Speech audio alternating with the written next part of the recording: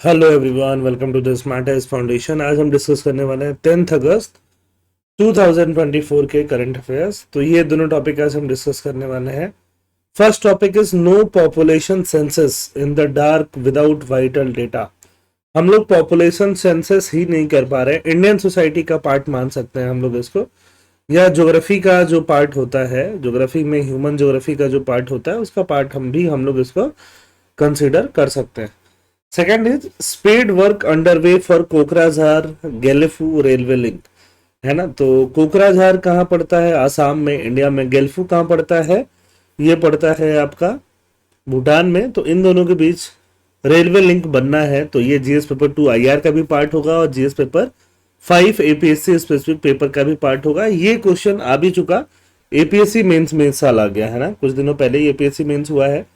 तो अब इनके बारे में हम लोग समझना है, स्टार्ट करते हैं दोनों टॉपिक के बारे में। First topic is no population census in the dark without vital data. तो जब तक पॉपुलेशन सेंसस नहीं हो रहा है तो हम लोग अंधेरे में है ना, हमारे पास वाइटल डेटा ही नहीं है।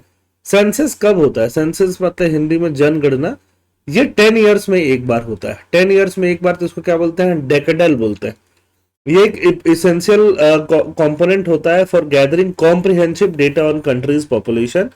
कंट्री का पॉपुलेशन क्या है, डेमोग्राफी क्या है, मतलब अलग अलग एज के लोग कितने हैं, अलग अलग रिलीजन के लोग कितने हैं, एजुकेशनल क्वालिफिकेशन क्या है उन लोगों का, ऑक्यूपेशन क्या है, लिटरेसी रेट क्या है, हेल्थ रिलेटेड इंफॉर्मेशन क्या है, डिजीज बर्डन क्या है, ये सारा चीज हम लोग सेंसस में देखते हैं।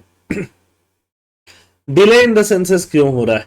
The Indian decadal census has been delayed by over 3 years. Actually इसको कब हो जाना था? 2020-21 में हो जाना था। 21 तक तो हो ही जाना था, बट हम कितना चल रहे हैं? हम लेट चल रहे हैं। हम कहाँ चल रहे हैं? 2024 में चल रहे हैं और अभी तक कोई सेंसस वाली बात नहीं हो रही है। अब बोल सकते हो सर 2020 में ये होना था, तब कोविड ईयर आ गया था। अरे तो बाद में 2022 में कर लिया जाता, 2023 में कर लिया जाता, अभी तक तो कर ही लिया जाना चाहिए था। There are significant concern regarding the implication of not conducting a census. कई बार ऐसे मिसकॉन्सेप्शन भी उठाए जा रहे हैं कि सेंसस के अलावा कुछ अल्टरनेट पॉपुलेशन काउंटिंग मेथड भी गवर्नमेंट ले सकती है। सेंसस सिर्फ पॉपुलेशन को काउंट नहीं करता, लोकेशन के बारे में बताता है, फैमिलीज के बारे में बताता है, इंडिविजुअल डेटा के बारे में बताता है, जो ओवरऑल पॉपुलेशन के डायनामिक्स को अंडरस्टैंड करने के लिए बहुत ज्यादा जरूरी है। Avoiding a census undermine the reliability of large scale survey. अगर हम सेंसस को अंडरमाइन कर रहे हैं तो लार्ज स्केल सर्वे वहां पे अंडरमाइन हो रहा है।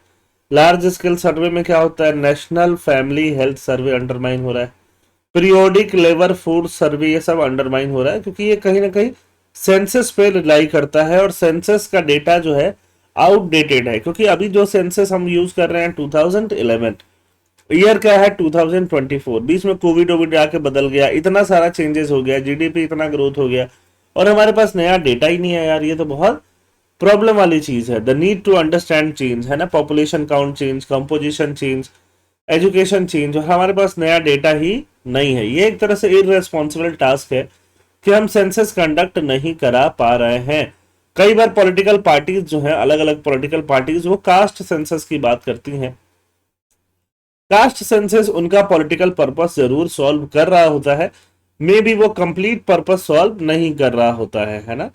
अब बात करते हैं गवर्नमेंट प्रोग्राम की। Missing the 2021 census is unjustifiable specially since a general election was conducted Amin uncertainties. जब जनरल इलेक्शन कंडक्ट कर दिया गया 2024 में, तो फिर सेंसस क्यों नहीं कंडक्ट किया गया? द लॉजिस्टिकल रिक्वायरमेंट, लॉजिस्टिकल मतलब क्या क्या सपोर्ट सिस्टम लगेगा, क्या क्या पर्सनल लगेंगे, है ना, क्या क्या मशीन इंस्ट्रूमेंट लगेगा, सब कुछ सेंसस कराने के लिए, वो ऑब्वियसली इलेक्शन से तो कमी चाहिए है। तो इलेक्शन से कमी चाहिए तो इसमें सेंसस में डिले क्यों हो रहा है?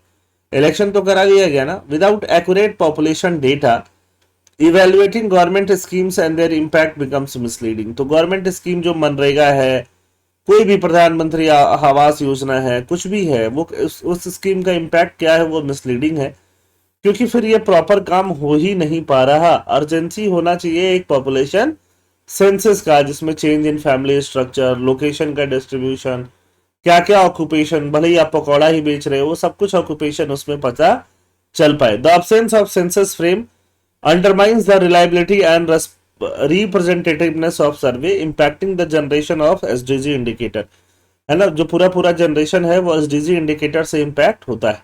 Global significance of census data, global significance क्या है सेंसस डेटा का? Accurate demographic data is critical particularly for population giants like India and China. Population giants जो है इंडिया एंड चाइना, उनके लिए एक्यूरेट डेमोग्राफिक डेटा जो है वो क्रिटिकल हो जाता है ना, क्योंकि बहुत बड़े कंट्री हो जाते हैं। पॉपुलेशन ट्रेंड समझना जरूरी हो जाता है, पूरे वर्ल्ड के लिए भी समझना जरूरी हो जाता है। एक आउटडेटेड प्रोजेक्शन होने लगता है अगर सेंसस कंप्लीट नहीं आए तो, मिसकॉन्सेप्शन आने लगते हैं। कास्ट सेंसस का डिबेट समझते हैं, बहुत सारे पॉलिटिशियन कास्ट सेंसस की बात करते हैं। अगर हम हिस्टोरिकली जाएं तो हिस्टोरिकली कास्ट ऑडिटिंग होता था, मतलब सेंसस में ही सब किसी का कास्ट वास्ट नोट करना एक प्रोसेस हुआ करता था, बट बाद में उसको ड्यू कंटिन्यू कर दिया गया for valid reason. Valid reason क्या हो सकता है? क्योंकि कास्ट बेसिस पे पॉलिटिक्स होना एक बहुत बड़ा वैलिड रीजन था जिसको डिसकंटिन्यू किया गया। Current call for caste data often focus on establishing entitlement without adequately addressing the impact of education and occupational mobility।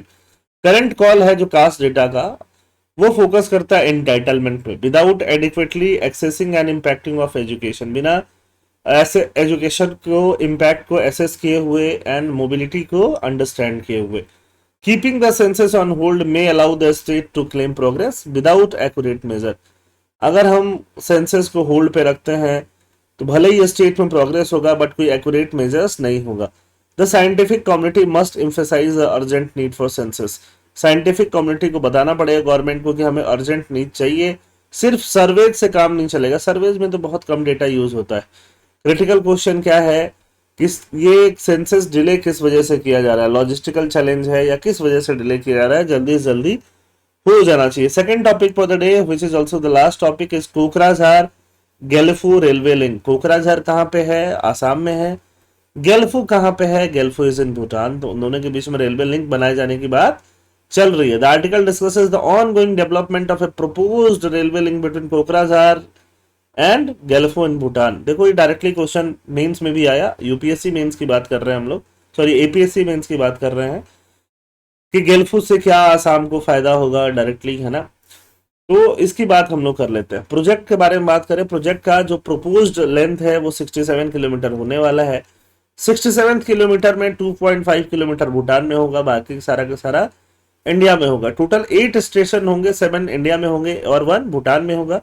2 important bridges भी होगा, 30 other major bridge in the section भी वहां पे होंगे। फाइनल लोकेशन सर्वे का detail क्या है? The field survey has been completed including differential global positioning system, है ना। फील्ड सर्वे कर लिया गया है, टेक्नोलॉजी का, हाइड्रोलॉजिकल सर्वे, पानी का लेवल, है ना, जियो टेक्निकल एक्सप्लोरेशन, ये सारा कुछ कर लिया गया है। की प्रोजेक्ट कंपोनेंट क्या है? डिटेल प्रोजेक्ट रिपोर्ट बन रहा है, general arrangement drawing of bridges, long section, cross section of alignment, cost estimation of DPR, ये सब अंडरवे है। The DPR is expected to be submitted to the railway board for approval within the next few month. Next few month में DPR railway board को submit कर दिया जाएगा। Station and bridges, the proposed line will include 8 station. Proposed line में total कितने station होंगे? 8, 7 India में और 1 आपको पता है भूटान में होगा। अब इसका इकोनॉमिक इंपॉर्टेंस क्या होगा, स्ट्रैटेजिक इंपॉर्टेंस क्या होगा? तो ऑब्वियस बात है, रेलवे लिंक से इंडिया भूटान के बीच में कनेक्टिविटी बहुत बढ़ जाएगा। कनेक्टिविटी से क्या बढ़ता है? इकोनॉमिक टाइज बहुत ज्यादा बढ़ जाता है। कनेक्टिविटी से क्या होगा? पैसेंजर का आना जाना बढ़ेगा, गुड्स का आना जाना बढ़ेगा, टूरिज्म बढ़ेगा, ठीक है, ये सारी चीजें बढ़ जाएंगी। मल्टी मॉडल कनेक्टिविटी, गेलफू में रेलवे स्टेशन के साथ साथ गेलफू में पोर्ट भी है ना, गेलफू एयरपोर्ट भी है, तो मल्टी मॉडल कनेक्टिविटी हो जाएगी। कोई गेलफू एयरपोर्ट जाके वहां से कहीं और के लिए, बाकी थिम्पू के लिए भी क्या ले सकता है? फ्लाइट ले सकता है। इससे और ज्यादा कनेक्टिविटी इंप्रूव हो जाएगी, टूरिज्म इंप्रूव हो जाएगा। पूरे रीजन पे क्या इम्पैक्ट पड़ेगा? रेलवे लाइन अगर इंडिया में, majority of the railway line अगर इंडिया में है तो इंडिया में भी डेवलपमेंट होगा। कोकराझार रीजन में, चिरांग डिस्ट्रिक्ट में क्या होगा? बहुत सारा डेवलपमेंट होगा। स्ट्रेटेजिक कंसिडरेशन क्या है? With China's expansion of road and rail network, China ने बेल्ट एंड रोड इनिशिएटिव से रोड एंड रेल नेटवर्क को बढ़ाया है, तिब्बत तक बढ़ाया है। India's move to enhance connectivity with Bhutan and other neighbouring countries, Nepal and Myanmar. Myanmar के साथ हम कालादान, आईएमटी ये सब कर रहे हैं, नेपाल के साथ भी हम कुछ कुछ कर रहे हैं। Is seen as crucial for strategic and security reason as well as for boosting bilateral trade. Strategic and security reason से भी है, डायरेक्टली इसको हम लोग लिख सकते हैं। The Kokrajhar Gelephu railway link is poised to be a significant project, reinforcing India's domestic tie with Bhutan while addressing both strategic and economic need in the region. Strategic मतलब लॉन्ग टर्म इंटरेस्ट की बात होती है, जहां पे हम लोग स्ट्रेटेजिक बोलते हैं। आई होप ये दोनों टॉपिक जो सिंपल सिंपल थे आपके समझ में आ गए होंगे। सिंपल थे बट इंपॉर्टेंट थे। पीडीएफ आपको मिल जाएगा टेलीग्राम चैनल पे, लिंक डिस्क्रिप्शन बॉक्स में। थैंक यू, जय हिंद।